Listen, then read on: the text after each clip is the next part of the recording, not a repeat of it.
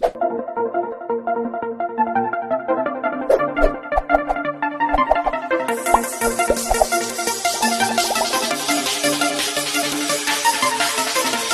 बच्चों, मैं सभी का स्वागत करता हूं फिजिक्स ज्ञान मुकेश नायक चैनल पे। आज हम लोग डिस्कशन करने जा रहे हैं क्लास 11 का फिजिक्स में चैप्टर 8 में साउंड। इसमें लेक्चर नंबर 8 है क्वालिटीज ऑफ साउंड। साउंड के अंदर क्या क्या क्वालिटीज होती है, उसमें हम लोग जो ऑडिबल साउंड जो भी सुनते हैं ना, उसमें हम लोग परसीव कितना कर पा रहे उसके ऊपर डिपेंड है भैया। मतलब मैं अलग करूंगा, कोई बंदा है जिसका, मतलब बंदा नहीं बोलेंगे हम लोग कोई एक हमारे ग्रैंडफादर है, उनकी उम्र अलग है, इससे भी मेरे से भी जो छोटा है उसकी उम्र अलग है, तो उसके हिसाब से हर कितना परसीव कर रहा है, कितना गेन कर रहा है ना, उसके ऊपर ये साउंड की क्वालिटी डिपेंड होता है। जैसे कि मुझे अच्छा सुनाई देता है, क्यों? क्योंकि भैया मेरे कान अच्छे हैं। कोई एजेड आदमी है तो इतना अच्छा आवाज सुन नहीं पाएगा, क्योंकि उनकी कानों की जो ऐसी ठीक है ना, वो खराब हो चुकी है या उसको सुनाई नहीं देता है, क्योंकि रीजन है, बराबर है। तो कितना परसीव कर रहा है उसके ऊपर वो क्वालिटीज डिपेंड होते हैं। मतलब ऑब्जेक्टिव और सब्जेक्टिव के ऊपर डिपेंड है भैया। बात समझ में आ रही है? तो यहां पे सबसे पहले हम लोग डिस्कशंस करने जा रहे हैं कि एक्चुअल में आपके इसमें सबसे पहले पॉइंट जो दिया आपके बुक्स के हिसाब से बताऊंगा मैं पहले, ठीक है। पिच, बाद में क्वालिटी है और बाद में लाउडनेस है। लेकिन मैं लाउडनेस पहले पढ़ाना चाहता हूं, क्यों? इसका रीजन आपको अभी समझ में आएगा, ठीक है। तो सबसे पहले आपका पॉइंट होगा 3 नंबर का, जो आपके बुक्स के हिसाब से दिया वाला हो, लाउडनेस। लाउडनेस क्या है? तो लाउडनेस है भैया, यहां पे दो साउंड में जो डिफरेंशिएट कर सकते हैं, टू साउंड को हम लोग डिफरेंशिएट करना, डिफरेंट करना, उसको हम लोग लाउडनेस कहते हैं। जैसे कि मैंने बोला हेलो, और दूसरे हेलो बच्चों, मैं स्वागत करता हूं फिजिक्स ज्ञान मुकेश नायक चैनल पे। क्या डिफरेंस है भैया? तो दो साउंड के अंदर कोई डिफरेंट करना, मतलब अलग अलग होना चाहिए थी, और कोई बंदी रही तो उसका आवाज और मेरा आवाज अलग रहना तो अच्छे हो जाता है ना। तो लाउडनेस क्या है? ये दो साउंड के अंदर, दो साउंड में जो डिफरेंशिएट कर पा रहे हो, वो उसको हम लोग लाउडनेस कहते हैं। तो हम लोग इसी को पढ़ने वाले, लाउडनेस क्या है क्या नहीं, इसके ऊपर डिस्कशन होना बहुत ही जरूरी है। लाउडनेस एक्चुअल में देखा जाए तो ये सब्जेक्टिव है, और ऑब्जेक्टिव क्या है? इसी की इंटेंसिटी है। कौन है भैया? इंटेंसिटी। मतलब साउंड जो है ये इंटेंसिटी पर निर्भर करता है। सबसे पहले किसके ऊपर डिपेंड है?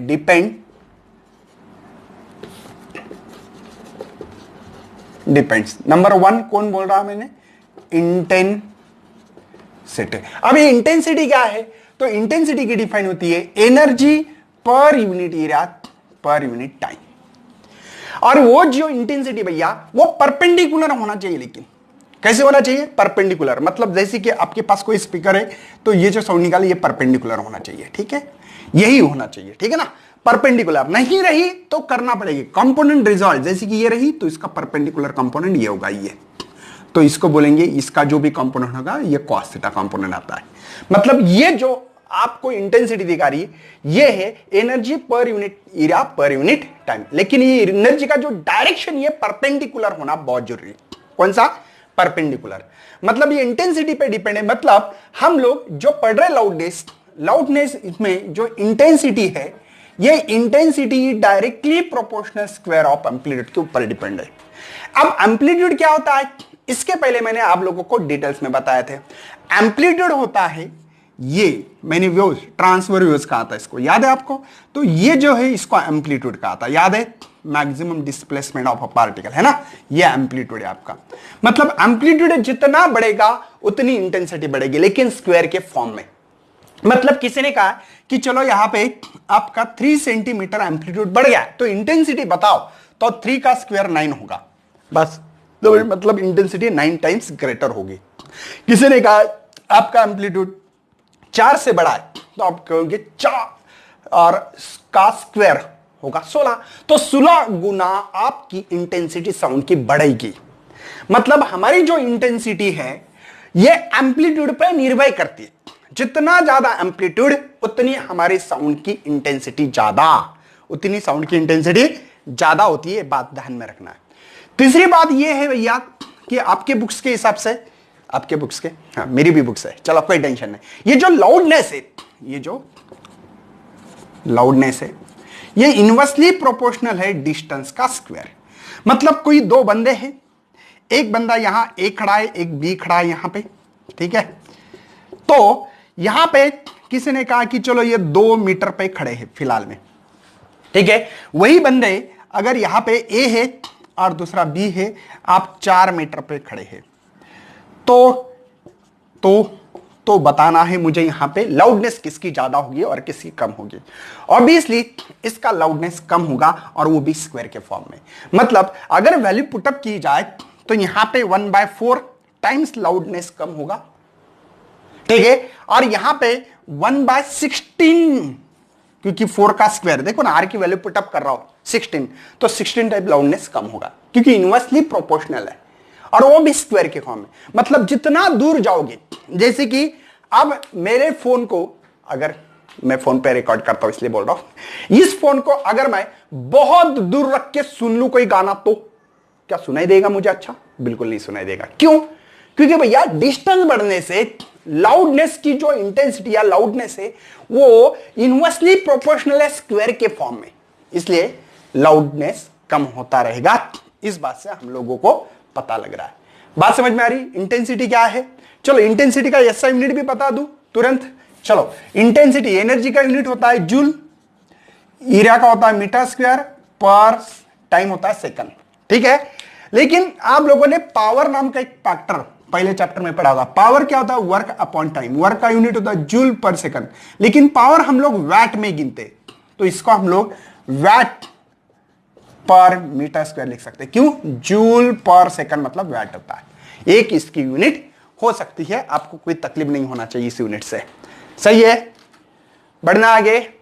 ओके, इंटेंसिटी का इसके साथ क्या रिलेशन समझ में आ रहा है, और लाउडनेस और डिस्टेंस का क्या रिलेशन है, यह भी बात आप लोगों को समझ में आना चाहिए। ओके, बढ़ना आगे। उसके बाद में थर्ड जो बेटा वो है, फोर्थ जो बात है हमारे लिए, वो डेंसिटी के ऊपर भी डिपेंड करता है। देखो डेंसिटी बढ़ गई तो आपका जो लाउडनेस है, भैया वो भी इंक्रीज करता है। मतलब डेंसिटी इंक्रीज करो तो लाउडनेस भी इंक्रीज करता है। आपको डेंसिटी ऑफ द, मतलब डेंसिटी मीडियम के लिए ना, जैसे कि आपको पता होना चाहिए कि स्पीड भी मीडियम पे डिपेंड करती थी, याद है? सॉलिड, लिक्विड, गैसेस में, लिक्विड में होती थी स्पीड, तो वैसे लाउडनेस हमारा डेंसिटी के ऊपर निर्भर करता है। डेंसिटी बढ़ गई तो लाउडनेस भी हमारा बढ़ता रहता है। उसके बाद में सरफेस एरिया के ऊपर भी डिपेंड है। सरफेस एरिया जितना ज्यादा, कौन सा? सरफेस एरिया जितना ज्यादा उतना लाउडनेस ज्यादा। एग्जांपल, वो ढोल तबला बजाते, याद है? देखो इसका सरफेस एरिया जितना ज्यादा उतनी लाउडनेस ज्यादा होती है। तो ये 5 चीजें आप लोगों को लाउडनेस में याद रखनी है। कोई शक है भैया? समझ में आ रहा है? चलो इसके एसआई यूनिट की बात करते हैं। इसका जो एसआई यूनिट है आपके बुक्स के हिसाब से वो एसआई यूनिट दूंगा मैं आप लोगों को, उसी को देखो। और किसी ने कहा pin drop silent, pin drop है ना, पिन ड्रॉप क्लास में आपके टीचर बोलते हैं। पिन ड्रॉप साइलेंट मतलब क्या? उसको आई नॉट कहेंगे। क्या कहेंगे हम लोग? आई नॉट। और उसकी जो साउंड की इंटेंसिटी होती है 10⁻⁻12 वैट पर मीटर स्क्वायर, ये होती है। मतलब पिन ड्रॉप साइलेंट जो कहते हैं ना, उसको करीब करीब जीरो ही कहते हैं। उसको करीब करीब क्या कहते हैं आप लोग? जीरो इंटेंसिटी की साउंड, या लाउडनेस जीरो ऐसे बोल सकते हैं। लेकिन उसकी इंटेंसिटी बहुत छोटी है ना, 10⁻12 समझते ना, 0.0000001 इतनी छोटी होती है। मतलब उसको जीरो ही मानते हैं हम लोग, बराबर है। तो पिन ड्रॉप साइलेंट की जो इंटेंसिटी है, मिनिमम टू मिनिमम इंटेंसिटी आपको 10⁻12 है ना, वैट पर मीटर स्क्वायर मिलेगी। समझ में आ रहा है? जो आदमी लाउडनेस जो सुन पाता है, ऐसा कहा जाता है एक्चुअल में कि वो होता है ज्यादा से ज्यादा 120 बस डीबी, ठीक है। उससे ज्यादा रही तो उसको नॉइस में कन्वर्ट करता है हम लोग। नॉइस मतलब अनवांटेड आवाज न सुनने की मतलब इच्छा रहती है। जैसे कि कोई देखो चीज रहती है, काटते ना किसी चीज को, आयरन को, लोखंड के काटते हुए देखो, तो आदमी नहीं सुन पाता है, तो नॉइस में आ जाता है, वो हम लोग सुनने की मतलब तकलीफ नहीं उठाना चाहते हैं। ठीक है, बात समझ में आ रही है, कोई टेंशन नहीं होना चाहिए। और उसके लिए लाउडनेस ऑफ इंटेंसिटी मेजर करने के लिए उन्होंने एक फार्मूला दिया है। तो यल बेल में मतलब ये है, तो इसके लिए फार्मूला सिंपल सा आपके लिए log of base 10 I by I naught. ठीक है, ये हमारे पास एक सिंपल सा फार्मूला दे वाला है। लेकिन एक बात बताओ आपको, एक डेसीमीटर लिखते हैं, डेसीमीटर, मीटर में लेंथ गिनते हैं, डेसीमीटर, इसका मतलब क्या होता है पता है आप लोगों को? 1 डेसीमीटर, इसका मतलब क्या है? किसी को पूछा तो आप लोग लिख सकते हैं यहां पे, इसको कन्वर्जन करते हुए 0.1 मीटर, या मैं तो ऐसे लिखता हूं यार, 1 डेसीमीटर किसी ने लिखा तो 10⁻⁻1 मीटर, किसी ने कहा है कि 1 सेंटीमीटर तो 10⁻⁻2 मीटर लिखता हूं, किसी ने लिखा 1 मिलीमीटर तो 10⁻³ मीटर। बात समझ में आ रही है? ये लेंथ गिनने के लिए। वैसे हम लोग साउंड को गिनने के लिए कुछ यूनिट इस्तेमाल कर सकते हैं, वो है 1 डेसिबल को हम लोग लिख सकता हूं मैं 0.1 बेल। बात समझ में आ रही है? जैसे मैंने डेसिमल को 0.1 मीटर लिखा है, या ऐसे लिख सकते हैं 10⁻⁻1 के फॉर्म में, या 1 सेंटीमीटर 10⁻² लिख सकता हूं, मिलीमीटर को -3, माइक्रो को -6, नैनो को -9, पिको को -12, फेमटो को -12। सर कितने बताते हो?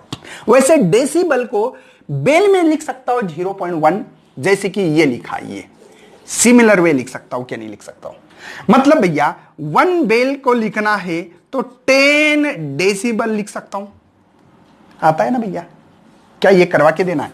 चलो मुझे बताओ, 1 decimal is equal to 10⁻⁻1 bel लिख सकता हूं क्या नहीं? और 0.1 मतलब माइनस, तो 1 बेल लिखना है तो ये 1 डेसिमल, ये इधर आ गए तो 10⁻⁻1, ये 10⁻⁻1 गया तो 1 बेल इज इक्वल टू, ये 10 ऊपर जाने वाला है और 1 से मल्टीप्लाई करने से कोई फायदा नहीं, बेल है ना, 1 dB डेसिबल। समझ में आ रहा है?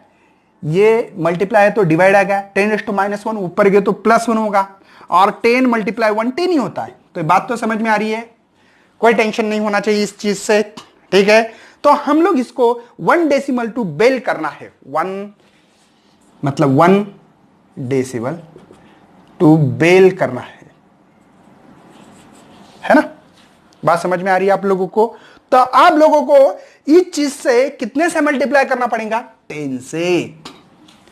1 डेसिमल मतलब हाउ मेनी बेल, तो ये 10 बेल हो सकता है। ठीक है, तो इसी को इस फार्मूले में, ये फार्मूला जो आपके पास है इंटेंसिटी निकालने के लिए, तो आप लोग लिख सकते हो 10 log of base 10 I by I naught. उन्होंने एक एग्जाम्पल भी बोला कि यहां पे हमारे पास जो इंटेंसिटी है, ठीक है, वो हमने 10 ले ली, या I is equal to I naught लिखा है, मतलब वो सबसे कम साउंड है, तब ये आई नॉट गेट भी कैंसल, 1 होगा, तो यहां पे 0 वैल्यू मिलेगी हम लोगों को। यहां पे कितनी मिलेगी? 0 वैल्यू मिल रही है अगर लॉग टेबल के थ्रू करें। तो जैसे कि इसकी वैल्यू अगर 10 रखी गई तो इसके लिए हमारे पास relation I is equal to, है ना, 10 I नॉट मिलेगा, मतलब पावर।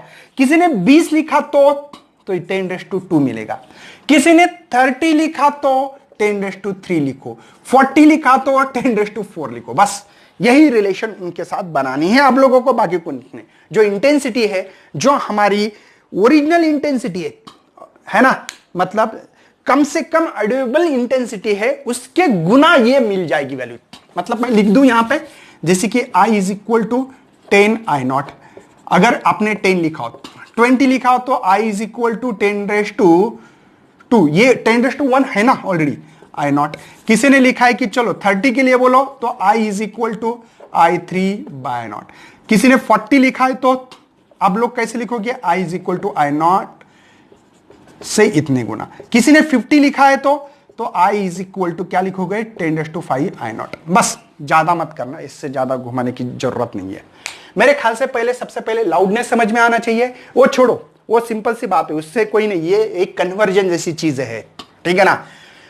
सबसे पहले इंटेंसिटी क्या होती है?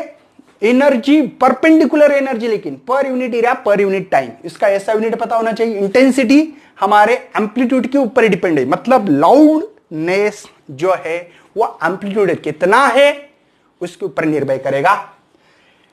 उसके बाद में इनवर्सली प्रोपोर्शनल डिस्टेंस पे निर्भर करेगा। डेंसिटी कैसी है मीडियम की उसके ऊपर करेगा। सरफेस एरिया कितना है, जैसे कि एक चीज, जैसे बोर्ड बड़ा है, जूम जूम जूम बज रहा है, वही चीज अगर मेरे पास ये रिमोट है, रिमोट को बजा दो, देखो क्यों, क्योंकि इसका सरफेस एरिया कम है तो लाउडनेस कम है इसका। लेकिन यही लाउडनेस यहां पे ज्यादा है क्योंकि इसका एरिया बहुत बड़ा है, इसका एरिया कम है भैया। समझ में आ रहा है लाउडनेस? सिंपल सी बात, लाउडनेस को इसको ज्यादा फोकस करना चाहिए as per my view. Intensity या लाउडनेस ये इसके ऊपर, ये डिस्टेंस के ऊपर डिपेंड है। वैसे तो आदमी के ऊपर भी डिपेंड है, जो सुन रहा है उसके ऊपर भी डिपेंड है, बहरा है या अच्छे कानों वाला है या कान में हेडफोन लगा के सुन रहा है इसके ऊपर डिपेंड करता है। ठीक है, तो ये था लाउडनेस। अब पिच देखेंगे हम लोग, एक एग्जांपल के तौर पे देखेंगे हम लोग। ठीक है, लाउडनेस किसका ज्यादा है, जैसे कि आपको दिए वाला है, ठीक है, एक ही वेव्स है।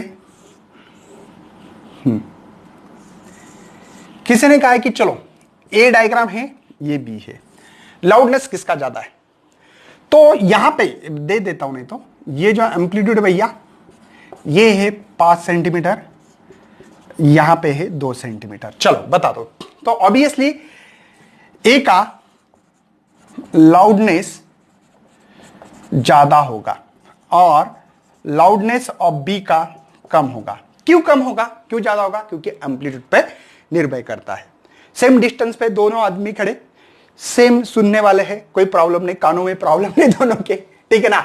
लेकिन यहां पे इसका एम्पलीट्यूड ज्यादा है, ऑब्वियसली एम्पलीट्यूड ज्यादा मतलब लाउडनेस ज्यादा, इसकी इंटेंसिटी ज्यादा होगी। और सेम डिस्टेंस पे, जैसे कि मैंने बोला कि यहां से कैमरा वहां है, जैसे कि मैं यहां पे मैं बात कर रहा हूं, ठीक है, पहले बात कर रहा था, सेम आदमी सेम इंस्ट्रूमेंट समझो, ये कंसिडर करो, मेरा मुंह एक ही है, ठीक है ना। मैंने बोला हेलो, तो एम्पलीट्यूड कम है, साउंड कम सुनाई देगा आपको, लाउडनेस कम है। बाद में बोला हेलो, तो ये जो है इसका एम्पलीट्यूड ज्यादा था इसलिए लाउडनेस ज्यादा था। ये एग्जांपल आप लोग दे सकते हैं। इसके बाद में पढ़ेंगे हम लोग, आपके बुक्स में फर्स्ट पॉइंट है, मैं इसको सेकंड बनना, क्योंकि भैया जो क्वालिटी जो डिमर है ना वो इन दोनों को मिक्सअप करना पड़ेगा, इसलिए बाकी कुछ नहीं। तो बाद में पढ़ेंगे हम लोग नंबर 1 पॉइंट आपके बुक्स के हिसाब से, पिच। पिच क्या होती है, ठीक है। पिच ये जो डिपेंड है भैया, ये होती है फ्रीक्वेंसी के ऊपर डिपेंड। ये किसके ऊपर डिपेंड है, डिपेंड अपॉन, ठीक है, डिपेंड्स अपॉन फ्रीक्वेंसी। ये डिपेंड है फ्रीक्वेंसी के ऊपर, मतलब फ्रीक्वेंसी ही उसको डिसाइड करेगी कि पिच किसकी ज्यादा है, हाई पिच है या लो पिच है। जिसकी पिच ज्यादा है, हाई पिच है, मतलब फ्रीक्वेंसी ज्यादा है। हाई पिच मतलब क्या है, हाई पिच रही तो इसकी फ्रीक्वेंसी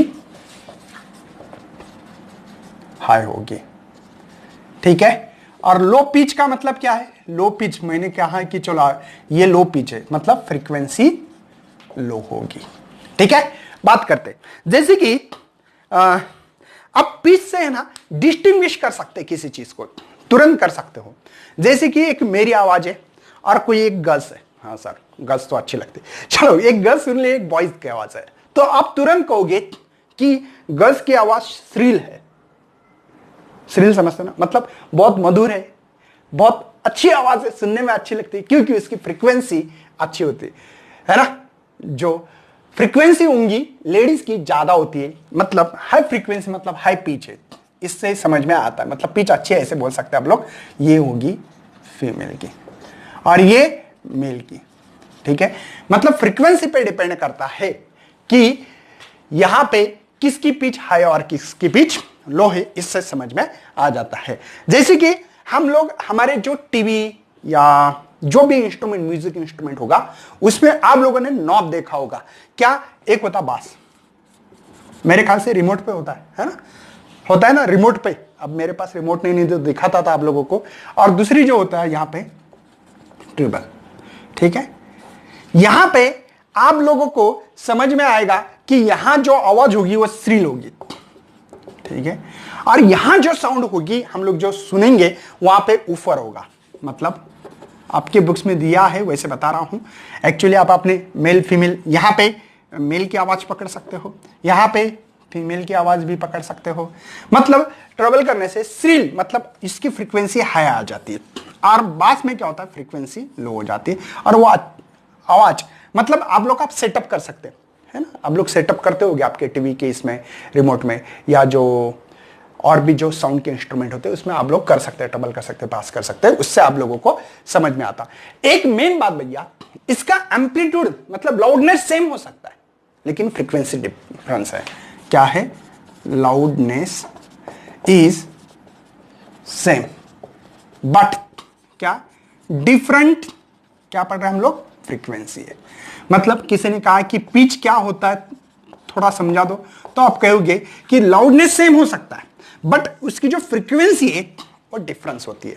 मतलब इसका एम्पलीट्यूड सेम हो सकता है, इसका एम्पलीट्यूड कैसा हो सकता है? सेम हो सकता है, मतलब सेम दूरी पे रहा तो, बाकी कंडीशन को कांस्टेंट मानते हुए चल रहे हैं हम लोग, कंसीडर कर रहे हैं, लेकिन इसकी फ्रीक्वेंसी डिफरेंस हो सकती है। मतलब जैसे कि एक कोई तो लड़की यहां से आवाज कर रही है, एक लड़का आवाज कर रहा है, दोनों आवाज सेम डिस्टेंस पे, मेरा यहां पे शूटिंग चालू है, मेरे जो शूट करने वाला जो कैमरा है वो सेम डिस्टेंस पे, लेकिन आप लोग तुरंत पहचानोगे, आपको पता नहीं है, समझो हमने पर्दा रखा है यहां पे, तो आप तुरंत बताओगे कि सर ये गर्ल्स की आवाज है और ये बॉयज की आवाज है। ये क्यों बता रहे? क्योंकि इसकी फ्रीक्वेंसी डिफरेंट होती है। हाँ सर, गर्ल्स की तो आवाज ऐसे ही पहचान लेते हैं हम लोग, हम लोगों को बात बताने की जरूरत नहीं है। ठीक है ना? ओके, चलो, मतलब कभी कभी सेम इंस्ट्रूमेंट से भी हम लोग फ्रीक्वेंसी को ये कर सकते हैं। अब देखो, इंस्ट्रूमेंट सेम लिया मैंने, सेम इंस्ट्रूमेंट लिया, ठीक है, ये मैं बताऊंगा आपको क्या होने वाला है। आपको फ्रीक्वेंसी पता है ना, नंबर्स ऑफ रिवॉल्यूशंस होता है, ठीक है। एम्पलीट्यूड सेम है, समझो यहां पे भी 1 सेंटीमीटर का एम्पलीट्यूड, यहां पे भी 1 सेंटीमीटर का एम्पलीट्यूड, तो यहां पे हम लोग कर रहे हैं ये,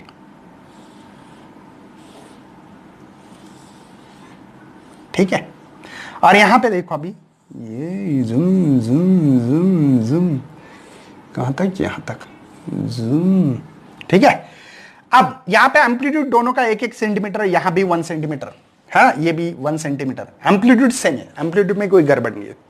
तो किसी ने कहा कि बताओ इसमें से मेल और फीमेल की आवाज कौन सी हो सकती है, सवाल हो सकता है ऑब्जेक्टिव। तो ऑब्वियसली आपको होगे फ्रीक्वेंसी मतलब क्या? Numbers of revolutions per unit time, मतलब 1 सेकंड में कितना रिवॉल्यूशंस होना, एक रिवॉल्यूशन इसको कहते हैं, ये है ना। मतलब ये दोनों भी 1 सेकंड में, ये भी 1 सेकंड में हो रहा है और ये भी 1 सेकंड में। देखो कंडीशंस क्या क्या है। नंबर 1, इनका एम्पलीट्यूड दोनों का सेम है, एक ही सेकंड में इतने नंबर्स ऑफ रिवॉल्यूशन हो रहे, नंबर्स ऑफ रिवॉल्यूशन इसको 1 कहते हैं। तो यहां पे नंबर्स ऑफ रिवॉल्यूशन कितने हो रहे? ये जो 1, ये 1 हो गया, और ये 2 रिवॉल्यूशन हो रहे, मतलब इसकी जो फ्रीक्वेंसी होगी वो 2 हर्ट्ज है। बात समझा ना? इसकी देखो, एक, यहां पे ये 2, यहां पे ये 3, यहां पे ये 4, यहां पे ये 5 होना चाहिए, ठीक है। थोड़ा सा अब चलो कोई प्रॉब्लम नहीं है, उसको ऐसे मान देते हैं, 5 हो गए, ठीक है, ये 5 हो गए।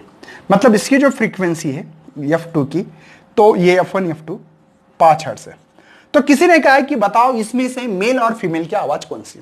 तो ऑब्वियसली कहोगे फीमेल की जो 5 हर्ट्ज फ्रीक्वेंसी है वो है, मतलब बी वाली डायग्राम नाम देना चाहते तो बी वाली डायग्राम, ठीक है। और मेल की साउंड होगी वही 2 हर्ट्ज वाली फ्रीक्वेंसी या ए वाली डायग्राम, इसको ए वाली नाम डायग्राम। मतलब आप लोग इस वेव फॉर्म से भी आप लोग पता करवा सकते हो कि अगर एम्पलीट्यूड सेम है, टाइम सेम है, सभी चीजें सेम है, तो इसके फ्रीक्वेंसी से पता लगेगा आपको कि ये आवाज मेल की कौन सी और फीमेल की कौन सी। मतलब इसका जो पिच है वो हाई पिच है, और इसका जो पिच है भैया वो लो पिच है। ये हाई पिच वाली बात है और ये लो पिच वाली बात है।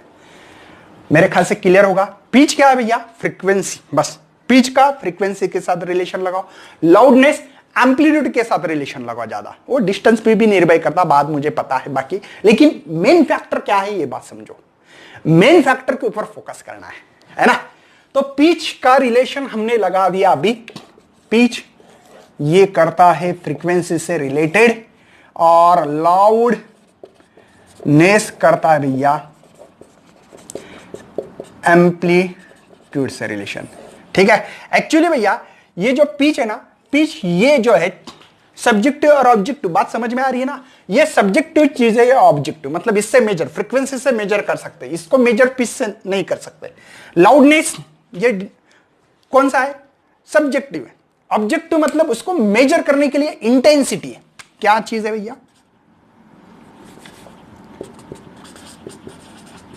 इंटेंसिटी, ये इसके लिए ऑब्जेक्ट, इसको मेजर कर सकते हैं। जैसे कि मैंने इसका हिस्सा, यूनिट, सभी चीजें आप लोगों को रिलेशन बताया। ठीक है, नोट डाउन करें अच्छी तरह से, आगे बढ़ना हम लोगों को। हमारे पास साउंड की क्वालिटी, मतलब उसको टिम्बर कहते हैं, है ना। ये जो है ना भैया इंस्ट्रूमेंट के ऊपर डिपेंड करता है, मतलब हर इंस्ट्रूमेंट की जो वेवफॉर्म्स होती है उसके कारण होता, मतलब अलग अलग इंस्ट्रूमेंट के अलग अलग वेवफॉर्म्स होती है। ठीक है, उसके ऊपर वो निर्भर करेगा। मतलब यहां पे हो सकता है कि आप लोगों की यहां पे वेवफॉर्म, पहले जैसे मैंने लिखा था, याद होगा आपको, लाउडनेस को हमने ज्यादा करके, लाउडनेस को हमने इंटेंसिटी के ऊपर कहा था। इंटेंसिटी मतलब इंटेंसिटी का और रिलेशन किया था मैंने एम्पलीट्यूड के साथ, याद है ना, नंबर 1। नंबर 2 किया था मैंने पिच।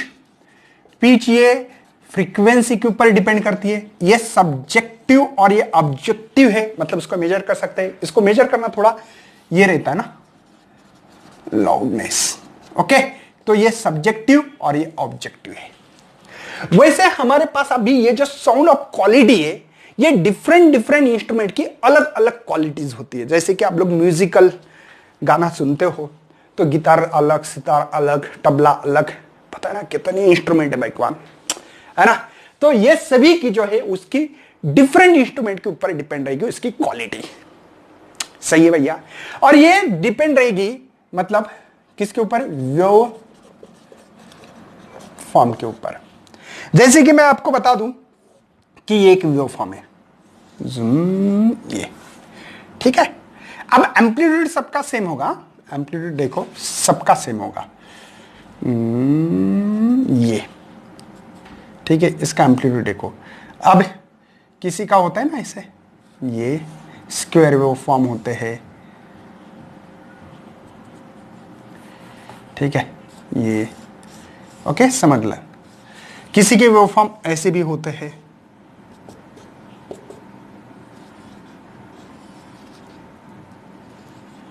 ये, ठीक है, ऐसे, मतलब अलग अलग। देखो एम्पलीट्यूड सबका सेम है। अब एम्पलीट्यूड सेम है मतलब सेम लाउडनेस होगा। और दूसरी बात, एक एक वेव फॉर्म की बात करेंगे हम लोग, ठीक है। एक गया, ठीक है, समझो यहां से, चलो कोई बात नहीं है, एक एक ही वेव फॉर्म की बात करेंगे हम लोग, ठीक है। तो सेम देखो वेव फॉर्म एक ही है, कंसीडर करना हम लोगों को, ये जो वेव फॉर्म है, ठीक है, यहां से लेंगे, ये जो वेव फॉर्म है एक ही है, ये एक है, ये एक है, ये एक है। तो पिच सेम होगा क्योंकि भैया ये एम्पलीट्यूड के ऊपर डिपेंड है ना, तो एम्पलीट्यूड सेम है इसका। देखो मैंने एम्पलीट्यूड जानबूझकर बोला आप लोगों को सेम है, ठीक है। यहां पे एम्पलीट्यूड सेम है, मतलब इसकी इंटेंसिटी सेम है। क्या बोलना है बोल लो। यहां पे पिच सेम क्यों बोला, क्योंकि इसकी जो फ्रीक्वेंसी देखो, एक वेवफॉर्म है इसकी, इसकी भी एक वेवफॉर्म है और इसकी भी एक वेवफॉर्म, तो फ्रीक्वेंसी भी सेम है, मतलब पिच सेम है। मतलब यहां पे साउंड ऑफ क्वालिटी में हमने देखा कि अगर आपका एम्पलीट्यूड सेम है, इंटेंसिटी सेम है, जो भी बोलना बोलो, फ्रीक्वेंसी सेम है, और डिफरेंट क्या है फिर, डिफरेंट यहां पे इंस्ट्रूमेंट डिफरेंट है। तो हर इंस्ट्रूमेंट की जो भी वेवफॉर्म हो वो डिफरेंट डिफरेंट होगी, अलग अलग। ये स्मूथ वेवफॉर्म है, जूम, ये किसी और की होगी, ये किसी और की होगी, जूम, ऐसे, है ना, ये अलग अलग अलग वेवफॉर्म है। समझ में आ रहा है। तो ये अलग अलग इंस्ट्रूमेंट के, हर इंस्ट्रूमेंट की अलग अलग वेवफॉर्म है। जैसे कि ये हो सकती है कि आपका पियानो हो, पियानो होने के बाद वायलिन गिलिन की अलग होगी, ये जैसे कि हम लोग को ऐसे अलग अलग इंस्ट्रूमेंट की अलग अलग वेवफॉर्म होती है। तो ये डिफरेंट डिफरेंट अलग अलग इंस्ट्रूमेंट है, तो इसी को हम लोग साउंड ऑफ क्वालिटीज कह सकते हैं। क्या कह सकते हैं, साउंड ऑफ क्वालिटीज। आपकी बुक्स में दिया है वैसे, ठीक है।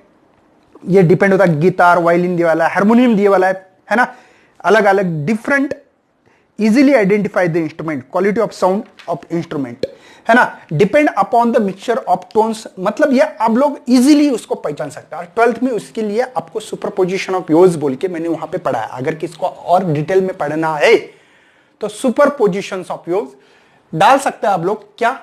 Loudness, pitch and quality.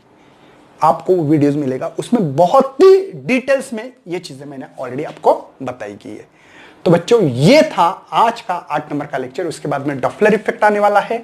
इसमें हम लोग क्वालिटी ऑफ साउंड में 3 क्वालिटीज पढ़ चुके हैं। Number 1 loudness, pitch and then quality of sound.